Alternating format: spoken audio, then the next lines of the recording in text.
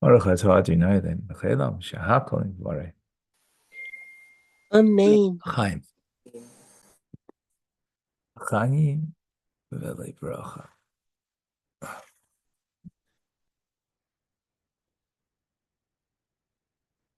All right, welcome, folks.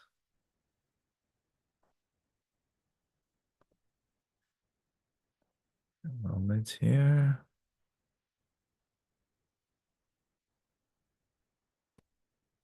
All righty. Okay, continue with the mimer. Anila Deidi. So we've spoken about two paths. One is the path of study of Torah. The other is the path of prayer. And each one is necessary in that it serves a unique and specific task.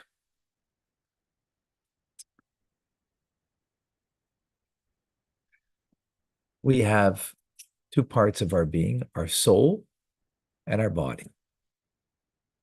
The nature of our soul is aliyah, going up, right? That's the nature of the soul.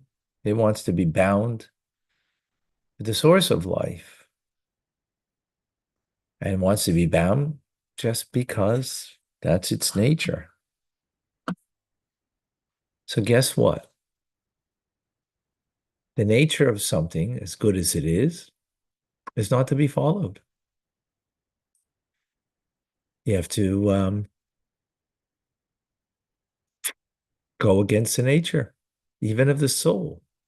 The nature is aliyah. Well, then it's got to come down here, so to speak. And that's the nature of, think about it, those who are soulful people, they kind of remove themselves. They want to remove themselves. I want to just kind of like, go into the forest and, kind of be alone with the divine. Because that's the nature of of soulfulness. So what do you have to do? Draw it down, bring it down. Well, that's what Torah study does. Torah study is bringing the light of God down. It's bringing the light of God down. So study Torah to bring the soul down here. And it should, and again, the idea here is it's going against its very nature. So likewise, we have a body, and the nature of the body is the nature of the body is to go down, right? To be, right? The nature of the individuals to be self-absorbed, to be absorbed in a downward mode, materialism, down here, concern for this moment, concern for what will be in the next moment, and to be stuck here, down here. So the body needs something to go against its nature, and that's prayer, because prayer is from down here, movement up, to go out of yourself to such a degree that there's a bittul, self-effacement, bittul hayesh, bittul metzias, bittul atzmi, a self-effacement that is that I still am, that I'm not, and then there is an essential self-effacement that comes through prayer, as we explained the rungs of the ladder of prayer previously.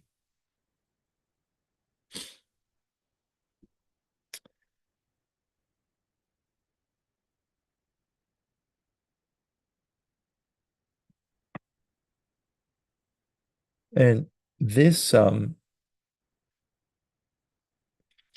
of, trying to find the right words, kind of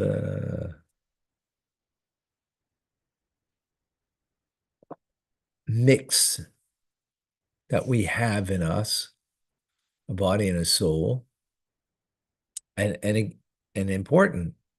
It's not just going against the nature of the body, but we're even going against the nature of the soul. That mix needs to be an appropriate mix between the two.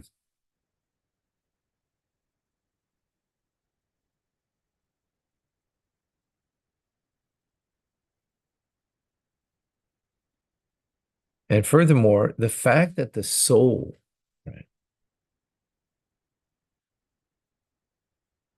the nature of the soul that it's has aliyah, that it wants to kind of remove itself, and it going against its nature, no, draw down here, it should influence the body. It should be the one that affects that the body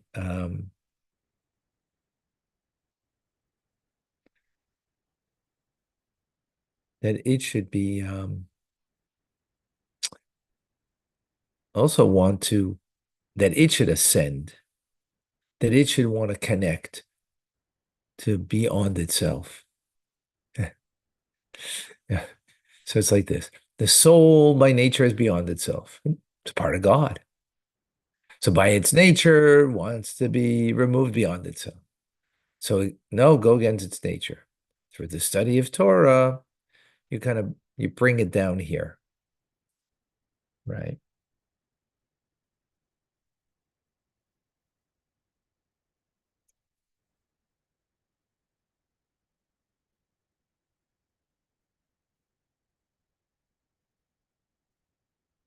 The body, its nature is to be down here, to go to a lowest point, right? In a negative sense, for sure. Even just, not in a, completely negative way, but its focus is down here from within and not moving anywhere, right? Just being comfortable in the pleasure of the moment. So no, no, no, you need to know there's an aliyah that you can grow, that you can move forward, you can evolve and so on, right? So that's what we're saying here. Now, to further explain this, says the Rebbe, there can be sometimes an individual can think about, meditate upon godliness, God in their lives, God in the world, and you can come to an excitement from, the soul is excited by that. However, afterwards, and even sometimes at that time, it's not going to have an effect on you, on your body, that is, right? In other words, the desires that you have of your body, it's not going to make a difference, it didn't affect. And what's the reason? It's because the excitement was only for on this on the soul was excited merely, and it wasn't something that was drawn down to the body. Because remember, the nature of the soul is to remove itself. So it got excited about something that helps it remove itself, right?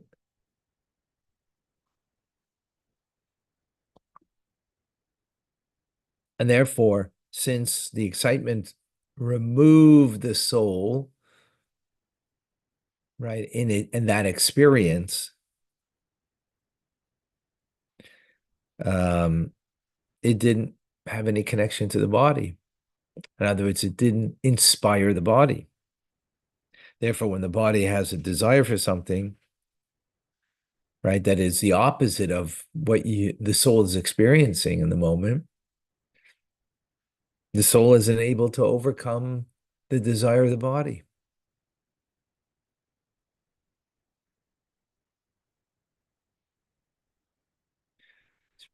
Quite profound. And this is especially true if the soul is a very lofty soul. Very interesting. And where the body is a very coarse body.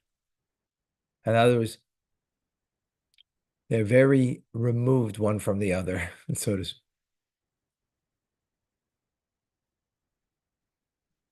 Very removed. The soul's very spiritual, the body is very, grub, as we say, very coarse.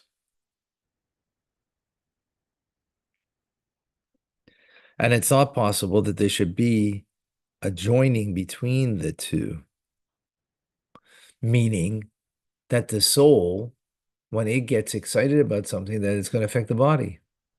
Because the soul says this is the ultimate like dichotomy that we can live. That on the one hand, we can be very soulful and still very, you know, lustful, for example.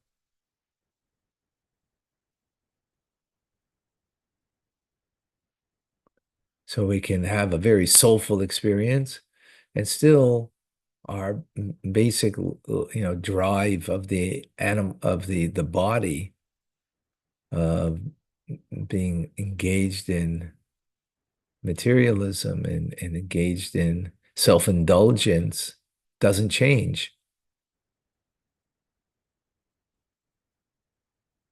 because the soul is too lofty that it's connecting with the body, that it should have an influence and inspiration. Whoa.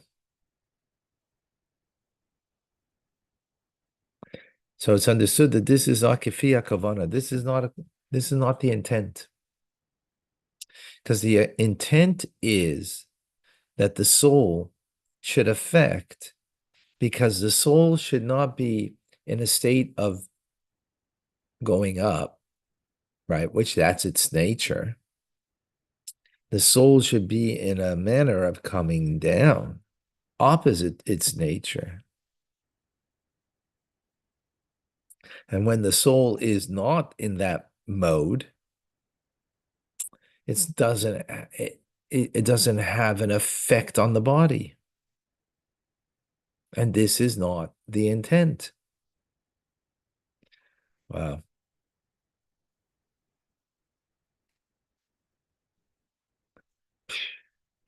Very powerful. In other words, the soulful experience is not the intent, because the soulful experience that a person has, that it doesn't inspire, doesn't influence, doesn't change anything in the body of the individual, that is self-absorbed, self-indulgent, and it doesn't change anything in it, is missing the point. Even if the soul is a very lofty soul, and let's say the body is also a little more refined, right? Meaning that the nature of the person is, from a body point of view, not from a soul point of view, from a body point, sort of is, they're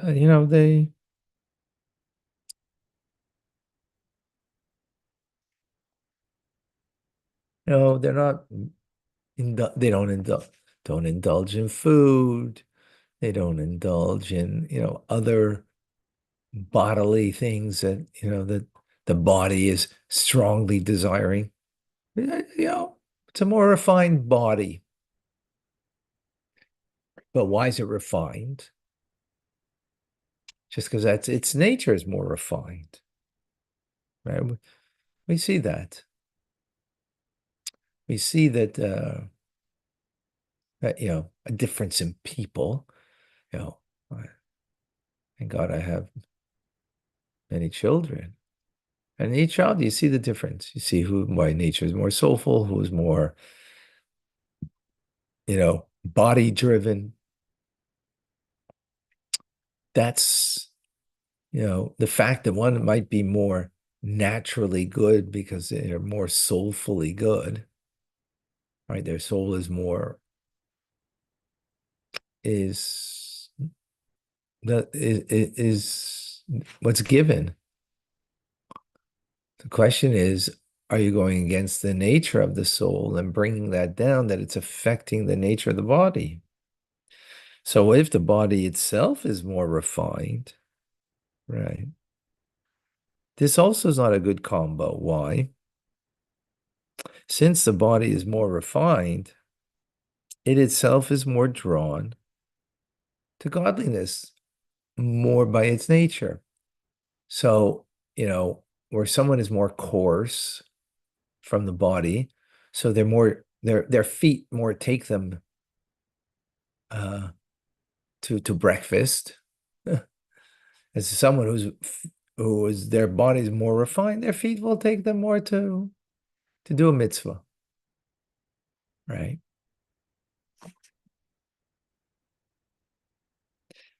Yet, what the problem over here is then it's just because of a more refined body that therefore, this person's nature isn't drawing them to, just looking for the next meal.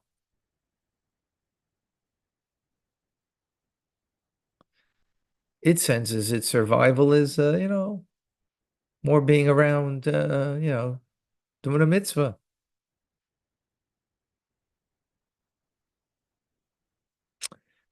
Why this isn't good is because it's not being affected by the soul, that the soul is going against its nature and coming down, and therefore affecting the body, that it should be um, more elevated. It's more elevated on its own, the body, because it's more refined body. And therefore, the problem here is that there's no need for avoda, for working on yourself, of divine connection, that by working on yourself. Because when the body is more coarse, then you need the avoda you need the divine service of the soul, that it should affect the body. How? Because the soul isn't having its soulful experience, but it's bringing it down. That godliness, drawing it down through, whether it's a deep contemplation, that it should bring it down to the body. That the body should be drawn to godliness against its nature. So again, when a person by nature is kind of drawn to do good, so that's not but it's drawn to do good by its nature, is missing the avoda, the effort about going against your nature, because you don't need to come onto your soul to affect. That's not a good combo. Wow.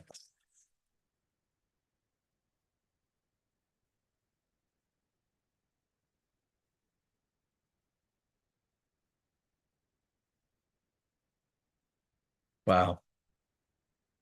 It's very powerful.